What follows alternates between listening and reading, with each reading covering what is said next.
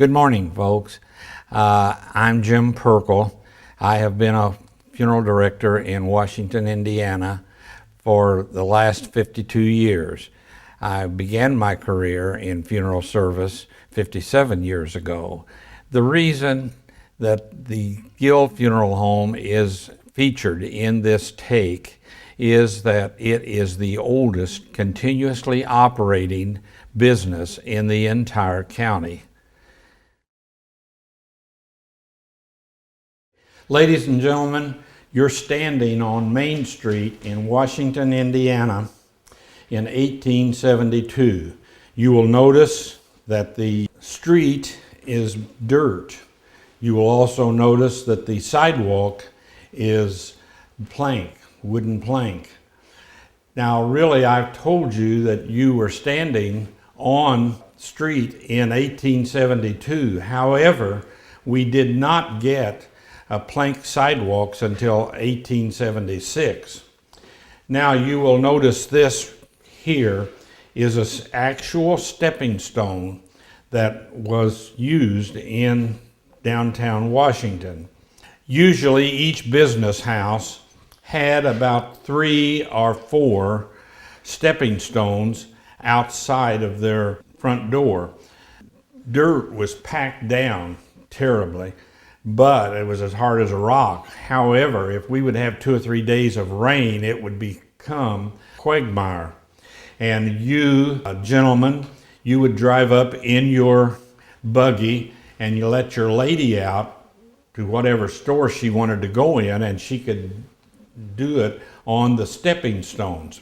When it did get plank sidewalks, they only went in front of the stores, not around the corner. Stepping stones were used as a means to get around the corner. Now this is the actual facade of the very first funeral people that were in Washington. It was Bonham Brothers. And Joseph Gill came back from the Civil War, and he was a craftsman. Now, first off, you probably are wondering why the furniture business and undertaking came into being. First off, I'm going to have to tell you that a furniture store was not like Daly's on the first floor of this building here. Furniture store, when you went into him, he would bring out a book, and you would thumb through this book to decide, okay, you would say, I want 6 chairs made like this, I want a table like this, I want a bed like this, and I want a chest of drawers like this. And then he would build them. And so they were craftsmen. And Joseph Gill, when he came back from the Civil War in 1864, he went to work for Bonham Brothers. So the Gill family has had their background in funeral service back to 1864. But in early 1872, one of the Bonham brothers passed away. And when they got his estate all settled and everything, then this was in 1872, Joseph Gill purchased his half interest in the business. So it was Bonham and Gill from 1872 on. Now you will notice here that we have the tracks for the trolley. Of course, in 1872, the car hadn't even been invented yet, and it was another 30 years before the cars came along, and so the trolley was pulled by a horse, if you will notice. Now the livery stable was a very, very major part of the town, because if you wanted to go to Petersburg by yourself, you would rent a horse from the livery stable. If you wanted to take your entire family, you would hire a buggy and a horse to pull it over there.